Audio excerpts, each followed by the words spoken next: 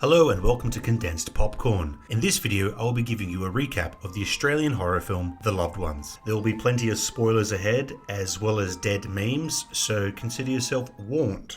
The movie begins with our protagonist Brent driving down a country road with his father who is busting out a mean falsetto. Brent pokes fun at him for being a boomer, which he goes in hard on the gag, so much so he takes his eyes off the road for a split second. When he looks back, there's a bloodied man in the center of the road with a heart emoji on his chest. You so precious when you smile. Brent swerves to avoid hitting the man and immediately collides into a gum tree, wounding him but killing his father. 6 months pass and we see Brent, who seems less fresh-faced since the accident. His mate gives him some green substance that is probably legal. Whilst at his locker, he's asked out to the school formal, aka the prom, by a girl named Lola Stone. He politely declines. She takes it well. Sorry.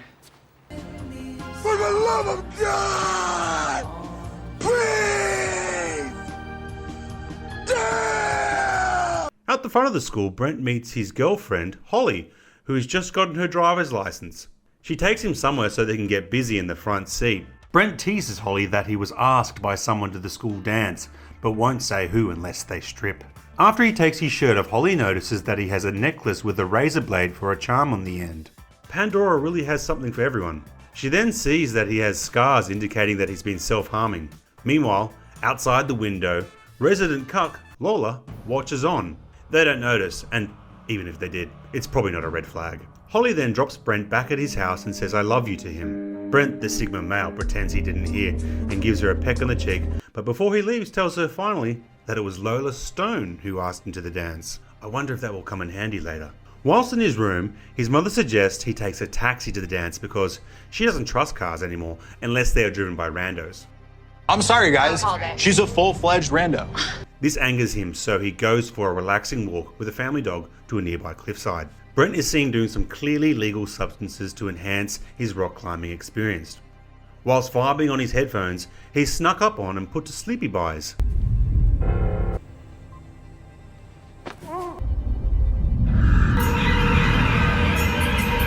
He's then put in the back of an unknown ute. Meanwhile, Holly has returned to pick him up for the big dance. But Brent's mother arrives after her, asking if she had seen him. Soon after, the dog arrives whimpering. What the dog doing? They can see it's been severely injured. Holly immediately rushes to take the good boy to the vet, but it dies before she arrives. Unfortunately, she isn't John Wick, so things are looking rough. We next see a dead possum get scooped off the side of the road. Okay. Fade to Lola in her room, working on her creepy diary, and she draws a nice little love heart on Brent's yearbook photo.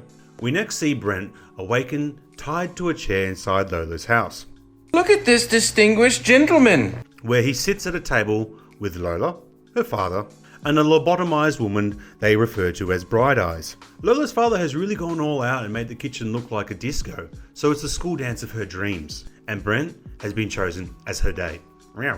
Go Brent. Next we see Lola fill a syringe with bleach and injects it into Brent's voice box, rendering him unable to speak or scream. She then tries to help him eat his din-dins and insists it's finger licking good by making him suck on her finger. Did someone say KFC? Brent wants to go to the toilet, which she thinks is a lie, so she says she'll nail his ding-ding-dong to the chair Oh, you touch my tra-la-la.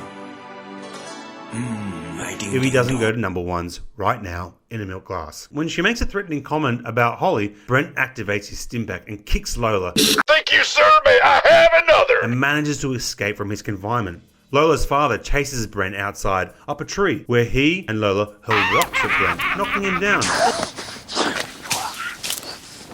Oh no, the car! That'll buff right out. This time they sit him down and the dad decides to press 3, pull out his knife and use it on Brent's feet so he can't continue being an ungrateful guest. We next see the town policeman has discovered Brent's broken iPod in the bush, which he shows to the mother and Holly. If it wasn't clear yet, I think now they definitely suspect something smells fishy. Back at the nut house, Lola is taking Brent through her diary and shows that he's not the first lucky one to be chosen by her and her dad. We then see one of the victims is the policeman's son, which Brent realizes that he is the same person that he swerved around in his accident.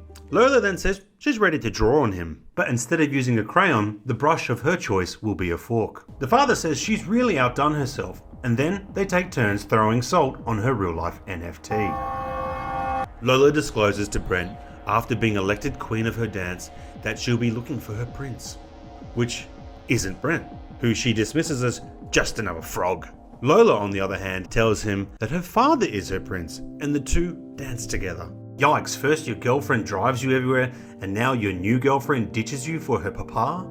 Damn, BL. While watching Lola and her father dance, Brent remembers his odd Pandora necklace with the razor blade pendant that was conveniently revealed earlier, and he begins to use it to silently cut at the ropes that are binding his arms. Lola then goes and grabs the dead possum that she found earlier, as her father rips away a carpet and reveals a trapdoor. Unseen by Brent, a number of Lola's past dates are trapped down there, making a similar screeching sound that he makes, indicating that they've had the same royal treatment. She commands them to sing for their supper, which, let's be honest, it's a small request in return for a full belly and a heart on the chest. Following the feeding, Lola says it's time to lobotomize Brent, something her father has previously done to her dates, but is letting her do it for her first time. The dad couldn't be prouder. They grow up so fast. Brent doesn't like this plan, as he remembers the old saying, "I'd rather a full bottle in front of me than a front lobe lobotomy."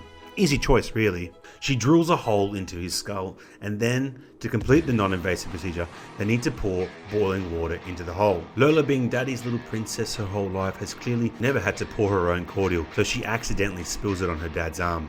She blames the size of the hole. Her dad agrees to make it a little bit bigger.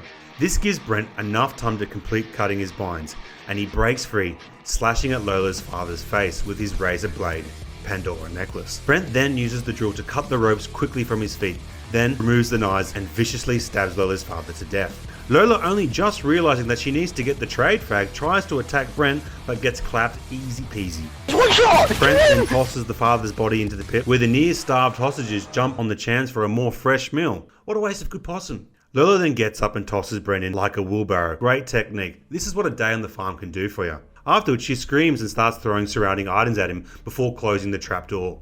Now, much to the relief of the director of photography, one of those items was a convenient flashlight, so we, the audience, and Brent can see in the dark. There is also a hammer among the loot. This allows him to mop up a few easy kills on those campers, hostages. Lola then takes this opportunity to smother Bright Eyes with a pillow and calls her mum for the first time in the movie. You know what? I'm starting to think this family really have some issues. Meanwhile, Holly, who just knew Brent wouldn't waste an iPod, recalls him telling her that Lola Stone had asked him to the dance. Perhaps a clue? She informs the local police officer, Paul Valentine, who drives out to the Stones' home. He peers into the window and sees what could be either a bucket load of blood or perhaps some spilt marinara. He makes a safe choice and decides to investigate the potential murder scene solo. Who wants to share the glory of baiting teammates, right? Brent hears the noise upstairs and throws desperately a few objects at the trapdoor, attracting Paul's attention. Lola then shift walks behind the policeman and gets an easy right click with the butcher cleaver into the front of the face. The policeman then drops into the basement with his revolver, which Brent decides to immediately shoot all the bullets into the disco ball. Lola, now knowing the round is over, decides she wants to just get a few exit frags. So she tells her boy B-Dog her master plan is to kill his mum and his boo-boo Holly. After she leaves, Brent sees a big pile of bones in the pit and makes a face like he also has a plan. All of a sudden everyone in this film is MacGyver. Plan City. We next see Lola taking a nice stroll, presumably towards town, with a knife and a scrapbook in hand. I'm sure her impending doom might arrive any time now. The country tends to be a small place. When she sees a car approaching, she identifies it as Holly's, and Lola thinks, oh, this is great, this will save me a few country blocks. As the car approaches, Lola hides in a nearby bush and tosses her scrapbook at it, prompting Holly to screech to a halt. Holly then sees in slow motion pages of the Psycho Diary flying in the air. Before she gets the chance to read anything, Lola stands outside a door and makes eye contact with Holly, who looks at her and thinks, oh hey, it's you. She then sees Brent's signature Pandora necklace around her neck, but it's too late. Lola mashes the triangle button so she can enter the vehicle and knife her. Holly struggles to stop herself from getting stabbed, but does manage to open the door and slide out backwards with Lola on top of her. As she scrambles away, she lands a sweet kick into Lola's noggin and begins running away. Meanwhile, it appears Brent has finally escaped the basement. We then see a police car driving towards them, and inside is an angry Brent. He then sees Holly at the last second and, just like at the beginning of the movie, swerves around her, but this time instead of hitting a tree, he hits Lola. Got him! Holly enters the police car and is shocked when she sees it's Brent. Babe, your mum said no driving. Lola, still being a creep, creeps forwards, terribly hurt, still aiming to kill the two. Brent's game sense then kicks and he spots her in the mirror and reverses the car, hitting Lola in the head. GG, well played. The final scene, Brent and Holly decide to put a quick trip to the hospital on hold and go back to the mum's house where she embraces him. The movie ends there. Now go buy the DVD, you tight asses.